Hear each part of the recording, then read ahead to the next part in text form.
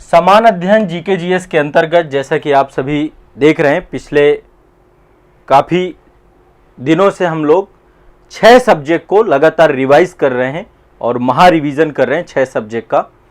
एक ही साथ आपके 6 सब्जेक्ट सीक्वेंस बाय सीक्वेंस हो रहे हैं, काफ़ी सारे टॉपिक आपके कंप्लीट हो रहे हैं और मैं आपको ये प्रॉमिस करता हूं कि परीक्षा तक आपके वो सारे महत्वपूर्ण टॉपिक हो जाएंगे जो टॉपिक आपके एग्जाम में पूछे जाने की प्रायिकता ज़्यादा है। ठीक है, आपको तिथियां याद होने लग जाएंगी, आपको चीज़ों को लेकर एक समझ डेवलप हो जाएगी, क्योंकि यहाँ पे मैं केवल उतना ही कंटेंट दूंगा जितना आप याद कर पाएँ, रिकॉल कर पाएँ। ठीक है, तो यहाँ पे सारे सब्जेक्ट हैं, इतिहास, इतिहास के बाद फिर पॉलिटी, पॉलिटी के बाद फिर आपका ज्योग्राफी, ज्योग्राफी के बाद फिर आपका इन्वायरमेंट है, साइंस है, इकोनॉमी है, ये सारी चीज़ें यहाँ पर है। और जो हमारी करंट अफेयर्स की क्लास है वो सुबह 5:30 बजे है, तो सुबह 5:30 बजे वाली क्लास में आप लोग मॉर्निंग में रहिए और वहाँ पर करंट अफेयर्स अपना तैयार रखिए। करंट अफेयर्स बढ़िया चल रहा है शानदार तरीके से, और यहाँ पर हमारा महा रिवीजन चल रहा है जीएस का।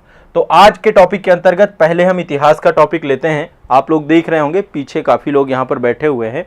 ये आज की फ़ोटो नहीं है, ये फ़ोटो है अक्टूबर 1906 की फ़ोटो है। कब की फ़ोटो है? अक्टूबर 1906 की। ठीक है, आज के सेशन में जो मैंने टॉपिक चुना है, ये टॉपिक है आपका मुस्लिम लीग का गठन। क्या टॉपिक मैंने चुना है?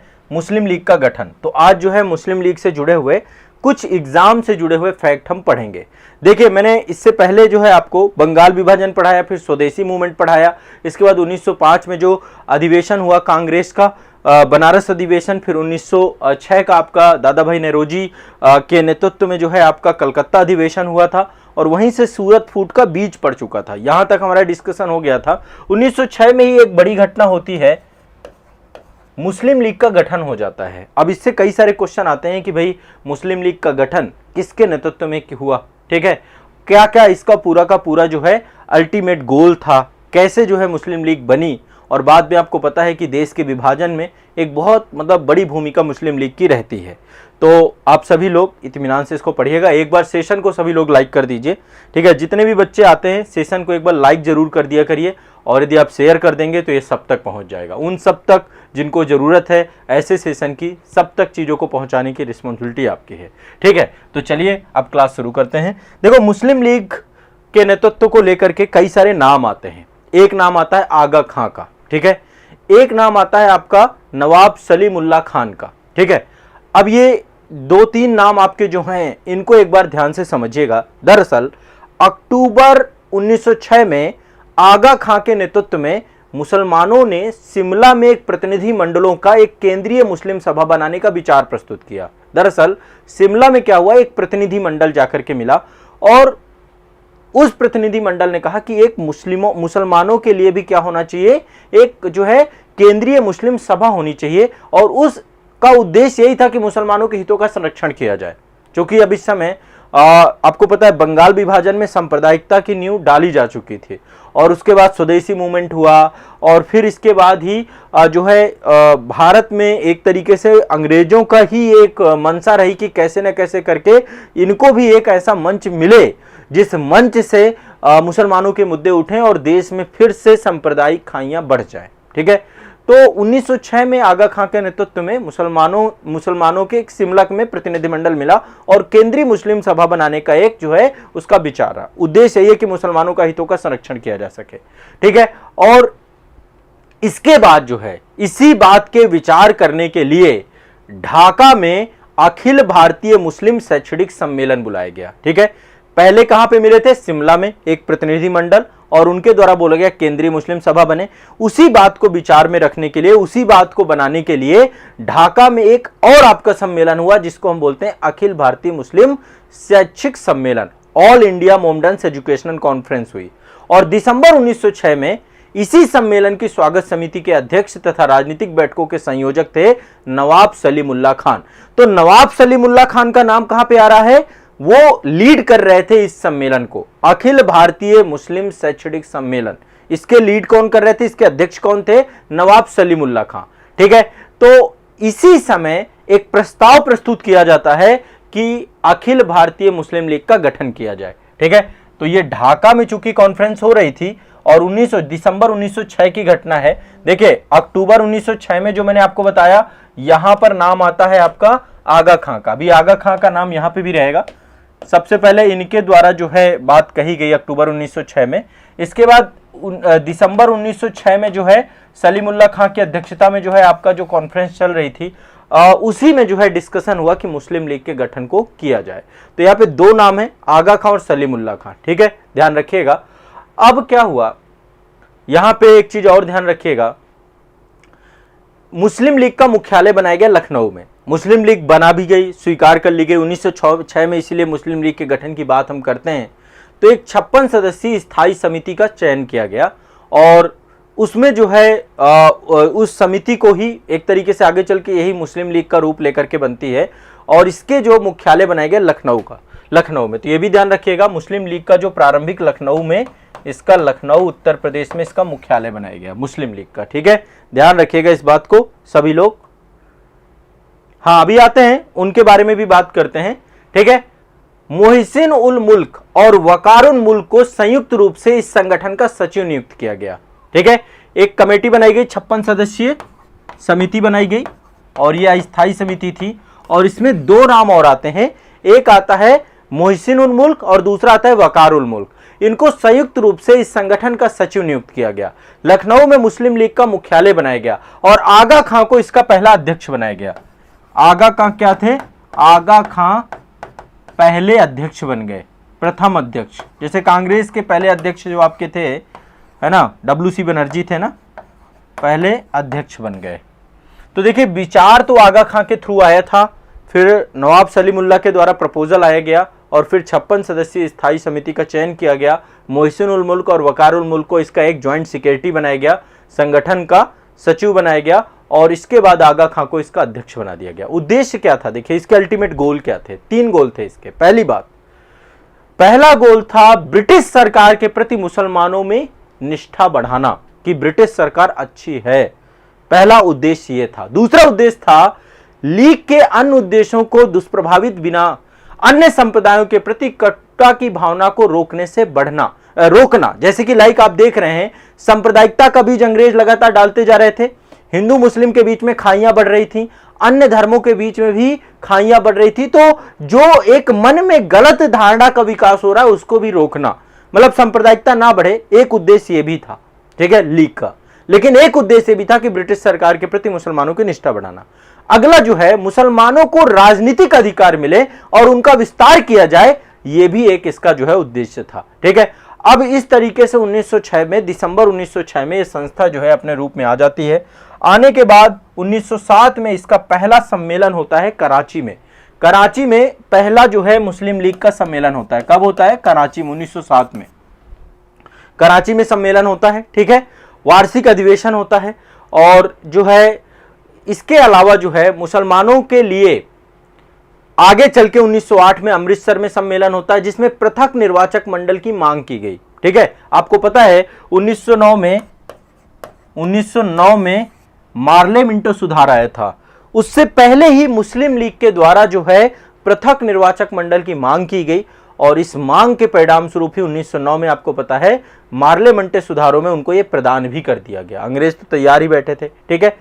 वर्ष 1908 में लंदन में इसकी एक शाखा जो है स्थापित की गई सैयद अमीर अली के द्वारा, ठीक है। एक ब्रांच मुस्लिम लीग की लंदन में भी स्थापित हुई थी। यह भी क्वेश्चन कभी भी पूछता है आपसे, तो यह भी आपको ध्यान रखना है, ठीक है। एक शाखा आपकी 1908 में स्थापित की गई लंदन में, ठीक है। किसके द्वारा की गई, ध्यान से समझिएगा, सैयद अमीर अली। तो ये 3-4 नाम मैंने आपको बता दिए, ये सारे नाम आप ध्यान से रखिएगा, ठीक है। सारे के सारे नाम आपको ध्यान से समझना है, ठीक है। एक आगा खां का नाम, ठीक है, दूसरा क्योंकि पहले अध्यक्ष भी रहे और इनके द्वारा ही अक्टूबर 1906 में प्रपोजल रखा गया था कि ऐसी एक सभा बने।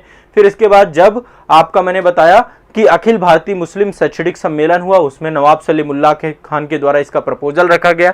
फाइनली जो है वकारुल मुल्क को जो है और 1956 में वो 56 सदस्यीय एक अस्थायी समिति बनाई गई और उसमें जो है आपका लखनऊ में उसका मुख्यालय बना के आगा खां को अध्यक्ष बना दिया गया।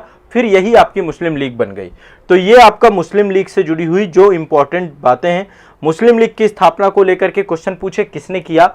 अब आपके ऑप्शन में यदि आगा खां आता है तो सही मारना है, आगा खां और नवाब सलीमुल्लाह आता है और इसमें ऑप्शन यही आते हैं कि 1-2 दोनों सही है तो भी सही मारना है, ठीक है।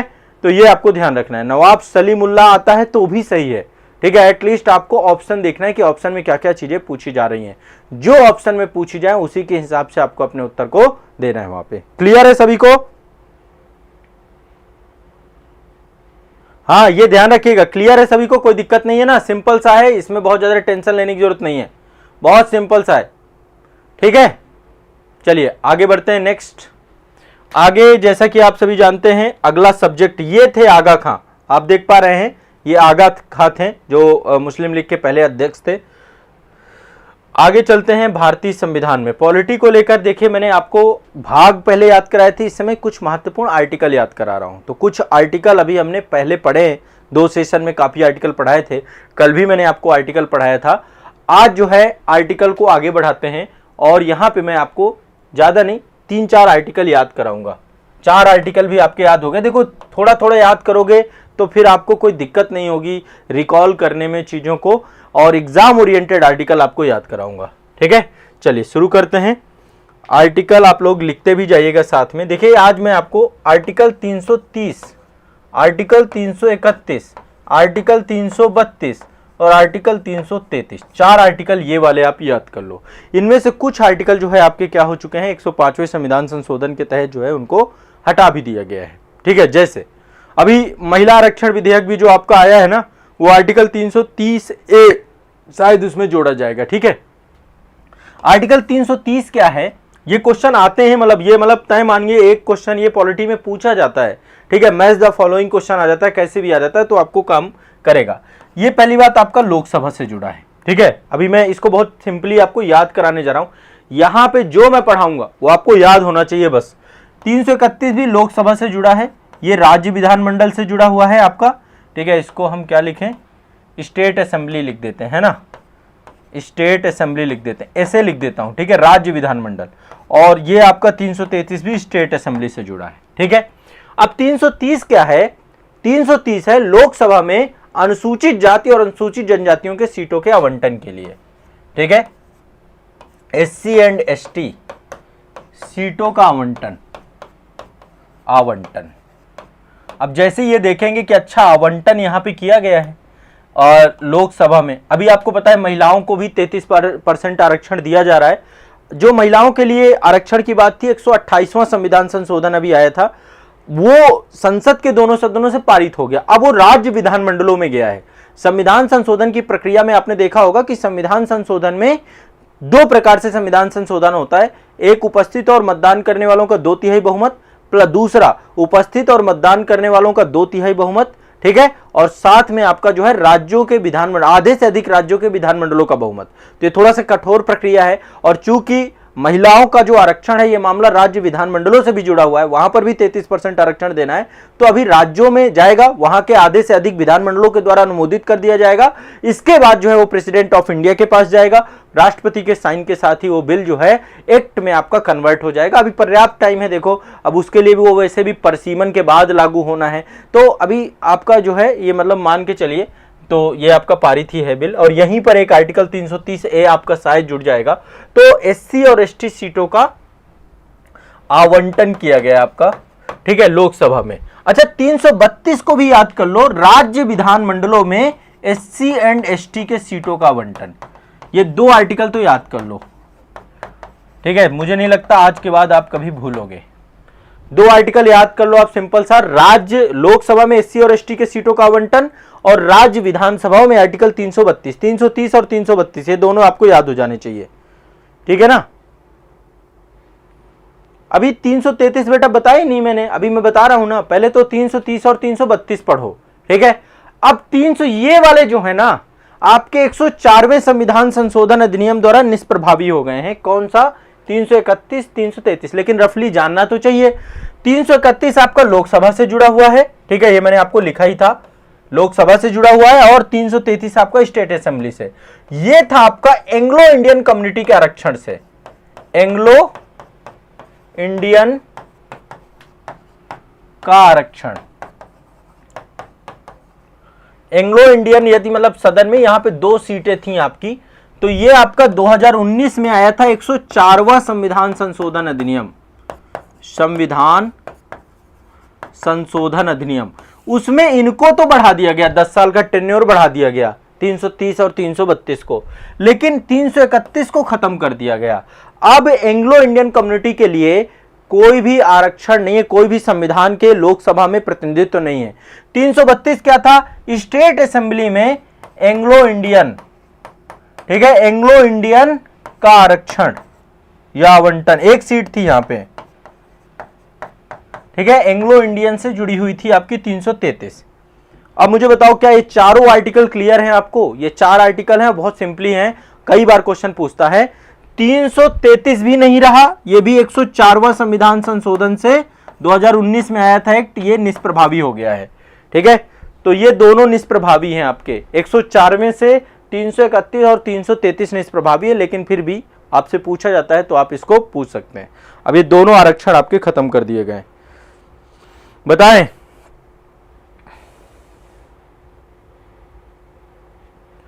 सभी लोगों को क्लियर है? क्लियर है कि नहीं क्लियर है? हाँ, ये 4 आर्टिकल आप रट लो, बाकी के आर्टिकल भी रटवा दूंगा मैं। चारों में क्वेश्चन मैच द फॉलोइंग आता है तो आपके सही होना चाहिए बस।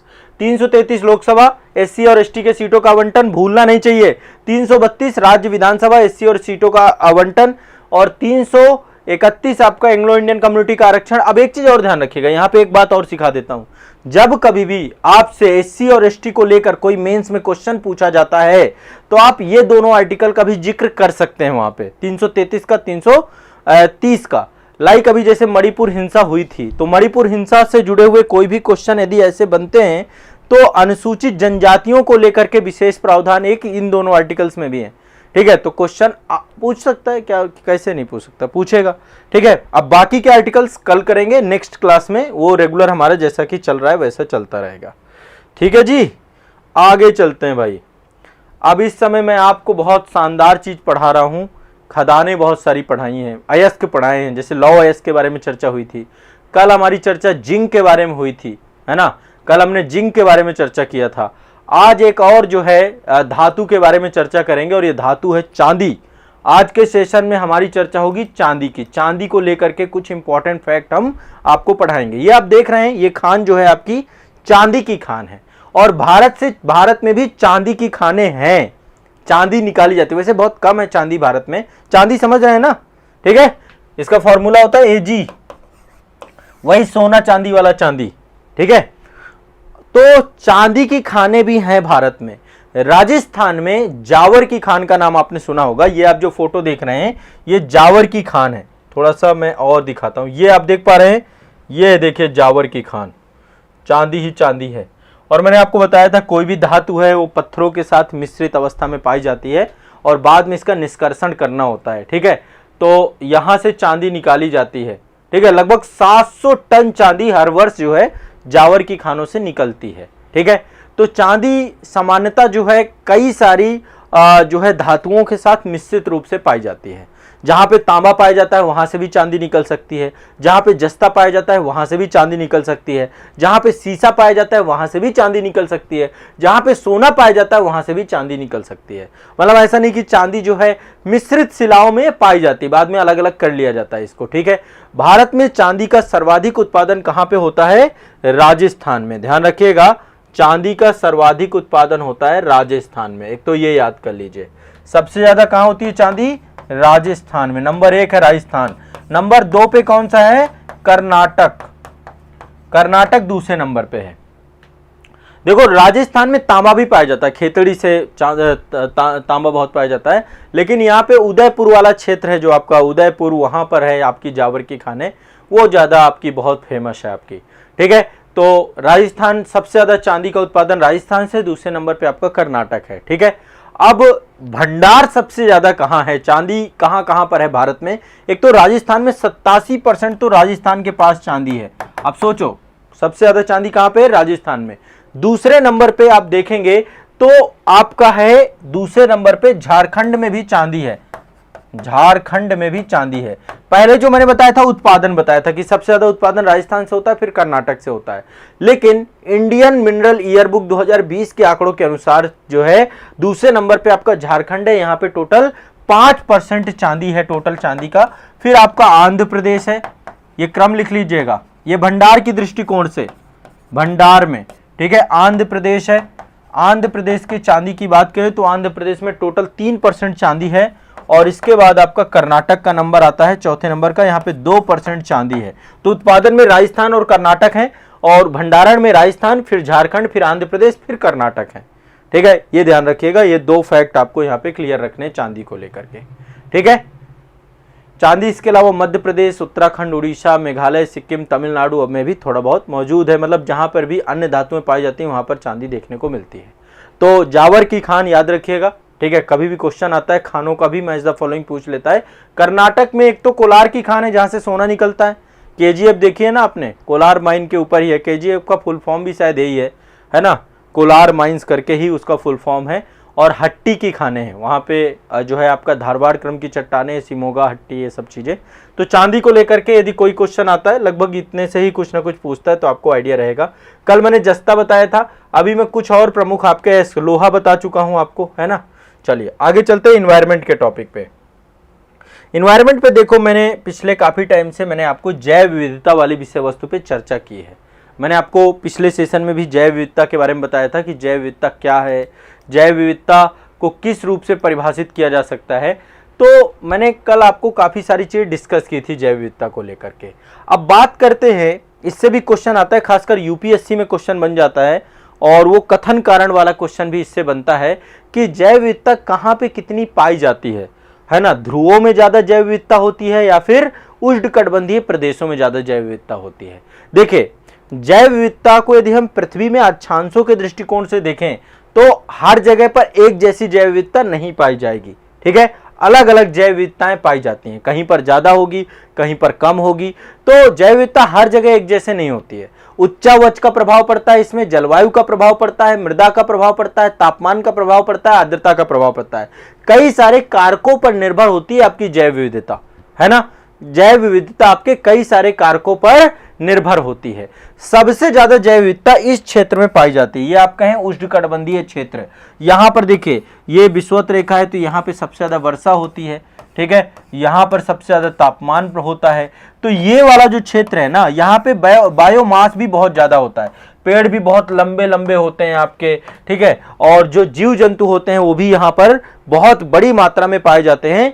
ये आपका कितना है, 30 डिग्री नॉर्थ एंड साउथ। ठीक है, इक्वेटर है आपका 0 डिग्री, 30 डिग्री नॉर्थ और 30 डिग्री साउथ। इस एरिया में देखेंगे तो बहुत ज्यादा जैव विविधता पाई जाती है।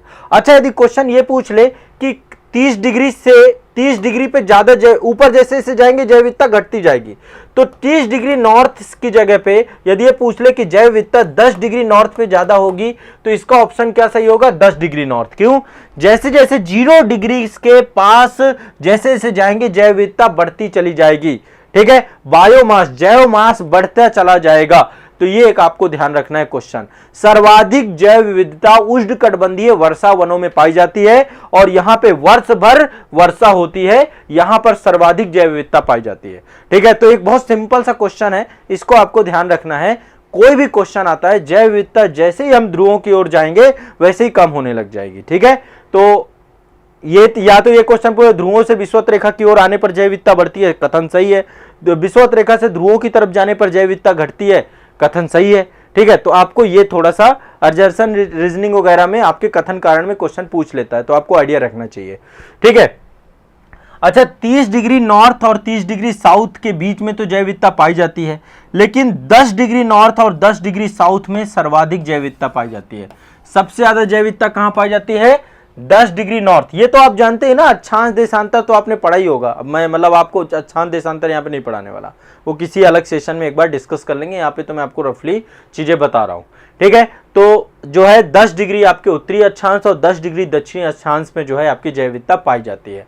ठीक है, इन क्षेत्रों में पादप और प्राणियों के विकास के लिए, उनकी वृद्धि के लिए अनुकूलतम दशाएं पाई जाती हैं, क्योंकि यहाँ पे वर्ष भर उच्च तापमान होता है, उच्च वर्षा का स्तर होता है और अनुकूलतम बायोम होता है। जीवन के जो है अनुकूलतम जो है यहाँ पर स्थिति होती है। तो जैव विविधता पृथ्वी पर समान रूप से वितरित नहीं है, जैसे जैसे हम ध्रुवों पर जाएंगे तो कम होगी। अच्छा, ये तो ध्रुवों की बात हो गई। यहाँ पे मैं थोड़ा सा आपको उच्चावच के आधार पे जैव विविधता पढ़ा देता हूँ। ठीक है, उच्चावच के आधार पे।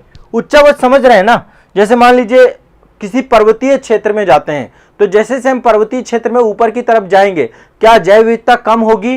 बिल्कुल कम होगी। ठीक है, देखो उच्चतर अक्षांशों की तुलना में निम्नतर अक्षांशों में जैव विविधता अधिक होती है। उच्चतर अक्षांश यानी 90 डिग्री, है ना, 90 डिग्री में आपका जो है जैव विविधता ज्यादा नहीं होगी जितनी 0 डिग्री में होगी। यानी उच्चतर अक्षांश में जैव विविधता, और जैसे यहां पे एक क्वेश्चन ये भी पूछ ले, अच्छा 60 डिग्री में ज्यादा जैव विविधता होगी या 30 डिग्री में ज्यादा जैव विविधता होगी? तो 30 डिग्री में ज्यादा जैव विविधता है।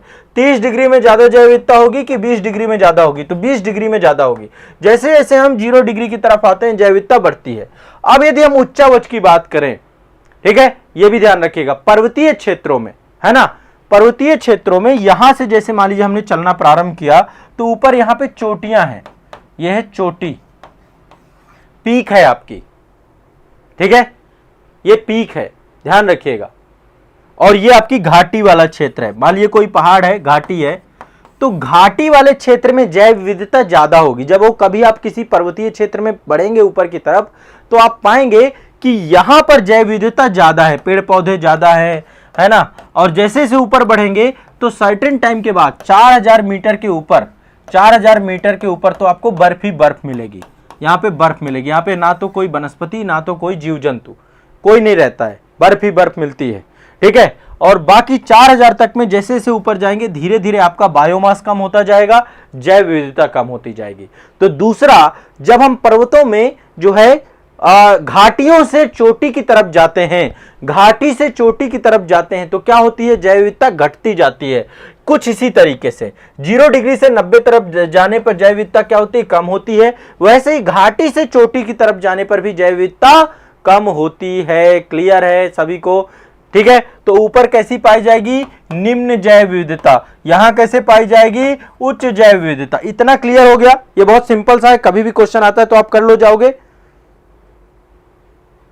ऊपर वही है तापमान, हाँ ये आपकी तो जो है मैंने आपको बताया, ये जो आपकी 4000 मीटर है आपकी एक तरीके से आपकी सीमा है। ठीक है, बर्फ सीमा है कि यहां इसके ऊपर आपको बर्फ ही मिलेगी।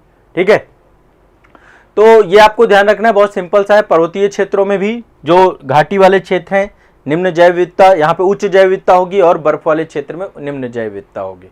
ठीक है, अब जैसे हमारे देश में आप देखिए कि जैसे आपका जो दक्षिण भारत है, दक्षिण भारत में आप देखिए इधर जो पश्चिमी घाट पर्वत श्रेणी है यहाँ पे जैव विविधता ज्यादा है ना, तुलनात्मक। तो कभी केरल को देखिए, हरा भरा बिल्कुल केरल आपको मिलेगा। ठीक है, वहां पे जो क्योंकि क्यों है वो 0 डिग्री के पास है, वो आपका 8 डिग्री 4 मिनट के पास जितना आप जाएंगे वहां पे एक साइलेंट वैली है आपकी। साइलेंट वैली मतलब साइलेंट वैली यानी शांत घाटी एक जगह है। शांत घाटी में बहुत ज्यादा जैव विविधता है ना। पड़क्कल जिला पड़ता है वहां का, पलक्कड़ जिले में। ये एक आपका बायोस्फीयर रिजर्व भी है, शांत घाटी बायोस्फीयर रिजर्व भी घोषित किया गया है। ठीक है, और अंग्रेजों के द्वारा इसका नाम शांत घाटी इसलिए रखा गया था क्योंकि जब अंग्रेज वहां पे पहुंचे तो आप जैसे कभी हम जाते हैं ना किसी जंगली एरिया में, तो वहां पे आवाज करने वाले कीड़े होते हैं। ठीक है, तो कभी आप जंगलों में जाओगे तो बहुत आवाज आएगी। जैसे कहीं पार्क है, आपके घर के आसपास भी ना बहुत सारे कीड़े होते हैं जो रात में बोलते हैं, है ना। तो जब ये केरल के पड़क्कल जिले में गए तो वहां पे अपेक्षाकृत वो कीड़े नहीं थे जो रात में बहुत ज्यादा आवाज करे, वहां पे बिल्कुल साइलेंट जोन था, तो इसलिए उसका नाम शांत घाटी अंग्रेजों ने रख दिया था केरल वाले क्षेत्र में। तो यहाँ पे भी बहुत ज्यादा जैव विविधता है। जैसे कि उत्तराखंड में फूलों की घाटी है, तो फूलों की घाटी में उतनी जैव विविधता नहीं होगी जितनी शांत घाटी में जैव विविधता होगी। क्यों? क्योंकि अक्षांश उसका निम्न अक्षांश है, इसका उच्च अक्षांश है। यह ध्यान रखना। क्लियर है? स्पष्ट है? क्लियर है जैव विविधता को लेकर के? अब देखो कुछ जैव विविधता हॉट स्पॉट एरिया होते हैं, मैं आने वाले सेशन में बताऊंगा आपको जैव विविधता हॉट स्पॉट भारत में कितने हैं, कौन कौन से जैव विविधता हॉट स्पॉट हैं जहां पे जैव विविधता बहुत ज्यादा है, रिच मात्रा में पेड़ पौधे जीव जंतु वहां पर उपलब्ध हैं। ठीक है, तो वो हम आने वाले सेशन में देखेंगे। ये एक पर्टिकुलर कॉन्सेप्ट है, इससे क्वेश्चन को हल कर लेना। ठीक है, बहुत सिंपल सा मामला है। ठीक है, चलिए बहुत बढ़िया। तो एक बार सभी लोग लाइक जरूर कर देना सेशन को, और यदि शेयर कर सकते हैं तो इससे बड़ी बात कुछ नहीं होगी मेरे लिए। शेयर करना है, आप लोगों को सपोर्ट करना है। अब आपका एनवायरनमेंट खत्म हो गया, अब हम आते हैं बायो में। देखो बायो में पिछले काफी समय से मैं जीव विज्ञान की उपशाखाएं पढ़ा रहा हूं। इससे पहले मैं जीव विज्ञान की शब्दावलियां पढ़ाई थी, अभी उपशाखाएं पढ़ा रहा हूं ताकि आपका उपशाखाओं से जुड़े हुए क्वेश्चन गलत ना हो एक भी। ठीक है, कल मैंने काफी सारे टॉपिक आपको बताए थे, जैसे मायोलॉजी बताया था, मेमोलॉजी बताया था, बायोनॉमी बताया था, बायोमेट्री बताया था। आज उसके आगे जो है 5-6 टॉपिक पढ़ेंगे। ये आप देख रहे हैं मानव मस्तिष्क, आपको दिख रहा होगा। मस्तिष्क में विभिन्न भाग होते हैं, उनकी क्रियाशीलता होती है। कई बार मस्तिष्क काम नहीं करता है, व्यक्ति कोमा में चला जाता है, विक्षिप्तता की स्थिति आ जाती है। तंत्रिका तंत्र, आपका नर्वस सिस्टम भी यहीं पर है, जो पूरी तरीके से बॉडी को कंट्रोल करता है। सारा खेल दिमाग का है। आप एक चीज समाज में दिमाग में बैठा के चलिए, यदि दिमाग को आपका सबल हुआ ना, मन के जीते जीत है, मन के हारे हार, तो इसका अध्ययन करने के लिए जो जीव विज्ञान की उपशाखा है उसको बोलते हैं फ्रेनोलॉजी। क्या बोलते हैं? फ्रेनोलॉजी। फ्रेनोलॉजी के थ्रू हम जो है मस्तिष्क का अध्ययन करते हैं, फ्रेनोलॉजी। ये याद कर लो, फ्रेनोलॉजी के माध्यम से देखो मस्तिष्क में जो सेल्स होती है ना, उनको हम न्यूरॉन्स कहते हैं, है ना। तो मस्तिष्क के विभिन्न भागों में क्रियाशीलता तथा विक्षिप्तता का अध्ययन किया जाता है फ्रेनोलॉजी के अंतर्गत। चलिए आगे चलते हैं। नेक्स्ट अगला आप देख पा रहे होंगे पुष्प ही पुष्प दिख रहे हैं, ठीक है, पुष्प ही पुष्प दिख रहे हैं। और पुष्पों का अध्ययन, फूलों का अध्ययन किया जाता है एंथोलॉजी के अंतर्गत। फूलों का अध्ययन हम कैसे करते हैं? एंथोलॉजी। इसके लिए टर्म्स यूज किया जाता है एंथोलॉजी। एंथोलॉजी के अंतर्गत फूलों का अध्ययन किया जाता है। किसका अध्ययन किया जाता है? फूलों का अध्ययन, एंथोलॉजी, ठीक है। फूलों का अध्ययन करते हैं एंथोलॉजी के थ्रू। नेक्स्ट आगे आप देखिए, घास आप देख रहे हैं, और मैं आप लोगों को सबसे ज्यादा मुझे लगता है मैंने बोला होगा कि सुबह यदि आप उठ जाएं, आसपास घास हो तो थोड़ा सा टहल लिया करिए घास में। मतलब वो जो सुकून आपको मिलेगा वो सुकून किसी चीज में नहीं मिलेगा। सुबह आप लोग मेरे साथ जगने तो लग गए हैं करंट अफेयर्स की क्लास में, लेकिन आसपास कहीं पे घास मिल जाए तो थोड़ा सा साफ सुथरी घास हो तो थोड़ा टहलिए। ये मतलब जो आपका भी अक्टूबर और नवंबर का महीना है ना, ये बहुत शानदार होने वाला है, क्योंकि इसमें बहुत मस्त ठंडी घास पड़ती है, पूरा शरीर ठंडा हो जाएगा आपका। साफ सुथरी होनी चाहिए, नहीं कि वहां पे रेप्टाइल्स वगैरह हो। कोई ऐसी जगह मत जाना जहां लोग जाते हो, पार्क वगैरह हो, नहीं तो भैया अपने छत में ठीक है सुबह वहां टहलना। ऐसा नहीं कि कहीं पे अकेले निकल गए, वहां कोई जाता ही नहीं है, कीड़े मकोड़े हैं और लपट गया कोई आपके पैर से, ऐसे मत करना। ये आपका घासों का भी अध्ययन किया जाता है। जीव विज्ञान की एक शाखा है जिसको बोलते हैं एग्रेस्टोलॉजी, ठीक है, एग्रेस्टोलॉजी, एग्रेस्टोलॉजी। इसके तहत हम घासों का अध्ययन करते हैं। किसका अध्ययन करते हैं? एग्रेस्टोलॉजी के अंतर्गत घास का अध्ययन करते हैं। एग्रेस्टोलॉजी के अंतर्गत घास का अध्ययन करते हैं। नेक्स्ट आगे चलते हैं। अगला ये आप देख रहे हैं, ये परागण है ना। परागगणों से जुड़े हुए बहुत सारे परागगण होते हैं जो कि फूलों में होते हैं आपके, उनका अध्ययन किया जाता है पैलिनोलॉजी के अंतर्गत। पैलिनोलॉजी, पैलिनोलॉजी के अंतर्गत हम किसका अध्ययन करते हैं? परागगणों का अध्ययन करते हैं। पैलिनोलॉजी के अंतर्गत परागगणों का अध्ययन करते हैं। किसका अध्ययन करते हैं? परागगणों का। इसके बाद आप सभी कैंसर के बारे में सभी जानते होंगे। कैंसर एक असाध्य बीमारी नहीं है, बल्कि यह है कि शरीर के अंदर का जो हमारा कोशिका विभाजन होता है, सेल डिवीजन होता है, जब वो आपका अनकंट्रोल्ड हो जाए, कोई भी चीज है, जब आपका वो अनकंट्रोल्ड हो जाएगा तो क्या हो जाएगा? वो सेल आपकी कैंसर सेल में बदल जाती है। यानी कोशिका विभाजन की गति, अभी देखो हमारे शरीर में जो भी चीजें हो रही है वो नियंत्रित है, कंट्रोल्ड है। जब कोई चीज कंट्रोल्ड नहीं रह जाएगी, अनकंट्रोल्ड हो जाएगी, तो फिर क्या हो जाएगा? एक विस्फोट ही बन जाएगी वो आपकी।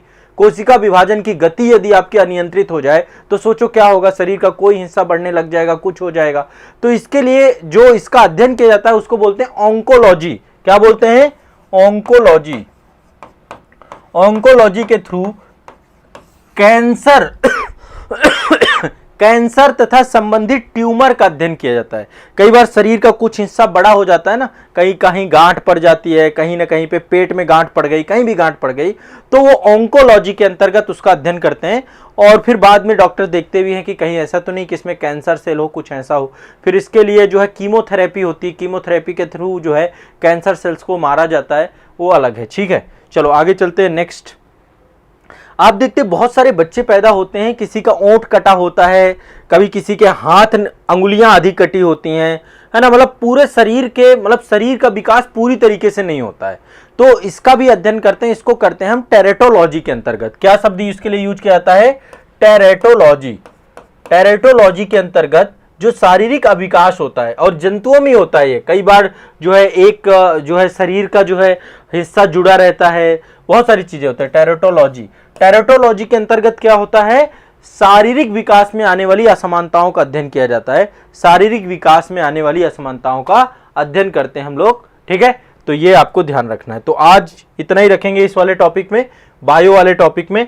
अब आगे चलते हैं अर्थव्यवस्था के अंतर्गत, इकोनॉमी के अंतर्गत। देखो आप लोगों की भी रिक्वेस्ट थी कि सर एक काम करिए, आप जो है हमें पढ़ा दीजिए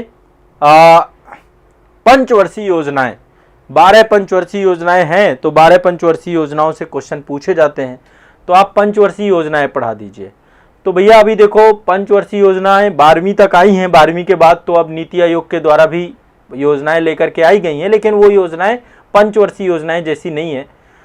अब पंचवर्षीय योजनाएं तो मैं आपको पढ़ा दूंगा क्योंकि एग्जाम के लिए जरूरी भी है और आपको पढ़ना भी चाहिए, लेकिन उससे पहले मैं आपको एक संस्था के बारे में पढ़ाऊंगा जिसका नाम है योजना आयोग।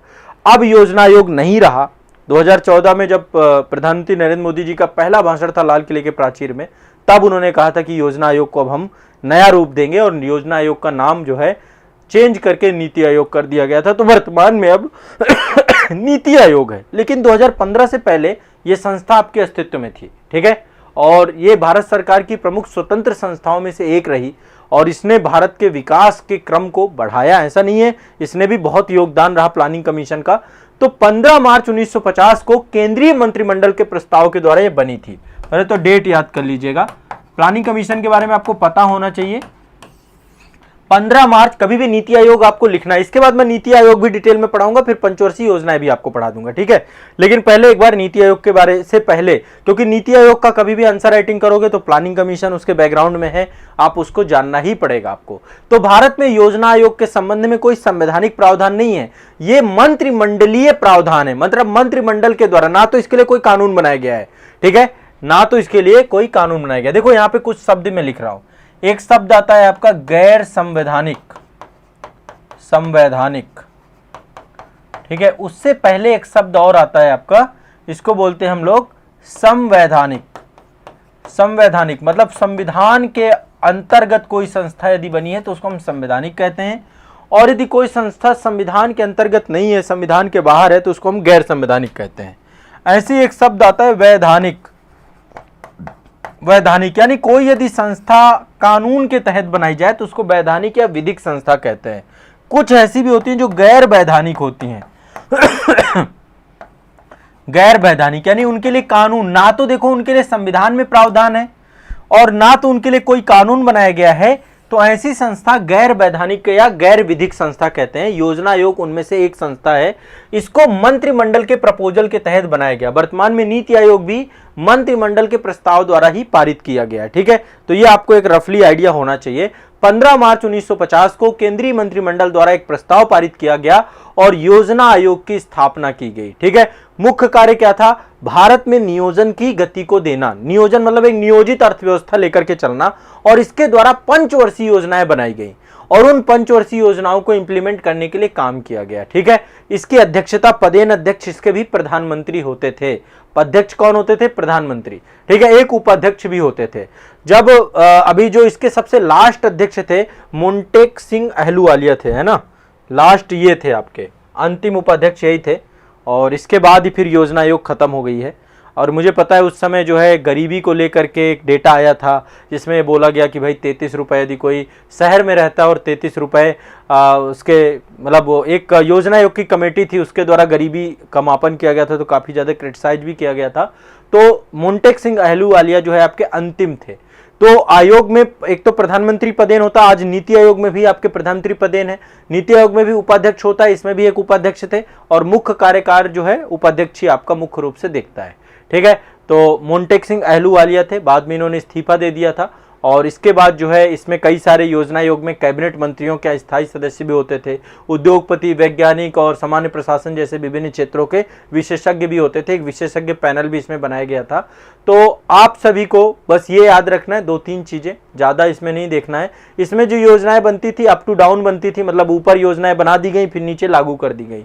इस कारण से संस्था अप्रासंगिक हो चुकी थी, क्योंकि भारत में जो है ना योजनाएं कहां से बननी चाहिए? नीचे से। पहले नीचे से पूछना चाहिए कि भाई क्या प्रॉब्लम्स हैं, उसके हिसाब से योजनाएं बननी चाहिए, ठीक है। तो इस कारण से जो है इस योजना आयोग की जगह नीति आयोग को लाया गया है, ठीक है। तो बस ये आपको थोड़ा बहुत जानना है।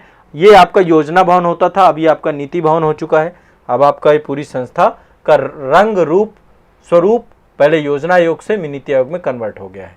अब आगे सेशन में एक बार नीति आयोग में आपको पढ़ा दूंगा और इसके बाद फिर पंचवर्षीय योजनाओं पे आएंगे। 1 to 1 जितनी भी पंचवर्षीय योजनाएं हैं, सारी की सारी पंचवर्षीय योजनाएं भी हम लोग कर लेंगे, ठीक है ना। सभी की सभी पंचवर्षीय योजनाओं को भी हम लोग एक बार डिस्कस कर लेंगे। चलिए अब आगे यहाँ पर एक बार थोड़ा सा सारे के सारे टॉपिक देख लेते हैं, क्या क्या हमने कर लिया। एक तो हमने देखो योजना आयोग के बारे में डिस्कस किया, 2-3 बातें बताई, संभवतः आपको ये बातें पता भी होंगी, आपका रिवीजन हो गया। ये आपको मैंने बताया कि शारीरिक विकास की असमानताओं को टेरेटोलॉजी के अंतर्गत पढ़ते हैं। ओंकोलॉजी आपका कैंसर और ट्यूमर से जुड़ी हुई जानकारियों के बारे में अध्ययन किया जाता है। पराग कणों के बारे में अध्ययन हम करते हैं पैलिनोलॉजी से, ठीक है, ये हमने डिस्कस किया। ये आपका एक ग्रेस्टोलॉजी है, ये आपका घास से संबंधित अध्ययन करना है। और ये आपका फूलों से जुड़ी हुई जानकारी एंथोलॉजी है आपका। और इसके बाद ये फ्रेनोलॉजी है, फ्रेनोलॉजी से मानव मस्तिष्क की क्रियाओं और संरचना का अध्ययन करना है, ठीक है। ये हमारी रफली चर्चा हो गई। इसके बाद मैंने आपको ये बताया था कि बायोडाइवर्सिटी कैसे होती है, जैव विविधता की क्या स्थिति होती है, इसके बारे में भी हमारी खूब चर्चा हो गई। इसके बाद ये मैंने चांदी अयस्क के बारे में आपको कुछ जानकारी दी। और इसके बाद मुस्लिम संविधान के 4 आर्टिकल आप लोगों ने आज रिवाइज किए। और इसके बाद जो है मुस्लिम लीग का गठन कैसे हुआ, स्थापना कैसे हुई, इसको लेकर के भी हमारा एक डिटेल डिस्कशन हुआ। तो ये आज के रिवीजन के अंतर्गत आपके महत्वपूर्ण टॉपिक थे। आप लोग बस इतने को याद करते रहिए। इतना देखो, मुझे लगता है क्लास के साथ साथ आपको याद होता जाएगा। आप मान के चलो आने वाले समय का सेशन कैसा होगा, आपका मजेदार सेशन होने वाला है आने वाले समय में। आने वाले समय पे आपको किस तरीके से चीजें रट जाएंगी, याद हो जाएंगी, कितने सारे टॉपिक खत्म हो जाएंगे, आपको बहुत मजा आने वाला। तो इसलिए सारा का सारा आप ध्यान रखिएगा इस चीज को, ठीक है। बस रेगुलर रहना है। और सुबह 5:30 बजे की क्लास में अभी सब नहीं आते हैं। सुबह 5:30 बजे देखो करंट अफेयर्स होता है, कभी से तो शुरुआत करना चाहिए ना आप लोगों को। जो लोग नहीं आते हैं सुबह 5:30 बजे वाली क्लास में आइए, आपको जो मजा आएगा वहां पे करंट अफेयर्स आपका तैयार होना चालू हो जाएगा। एक बार जगने का रिस्क लीजिए, रिस्क नहीं है, आपकी पढ़ाई के लिए ही बोल रहा हूं। और सुबह जल्दी उठने भी लग जाएंगे। यदि इतना बढ़िया मौका मिल रहा है फिर दोबारा मौका नहीं मिलेगा, ध्यान रखिएगा, ठीक है। दोबारा मौका नहीं मिलेगा। 1 साल आपने अपना गंवा दिया, 1 साल से मैंने ये प्लान लेकर के चल रहा हूं। यदि अब आपको मौका मिला है तो सुबह उठ के क्लास लीजिए। मंडे टू फ्राइडे की बात है, सैटरडे संडे आराम से जो है थोड़ा रेस्ट करिए, रिवीजन करिए, टेस्ट लगाइए और सारी चीजें करिए, है ना। लेकिन आप मानिए इस बात को, ठीक है।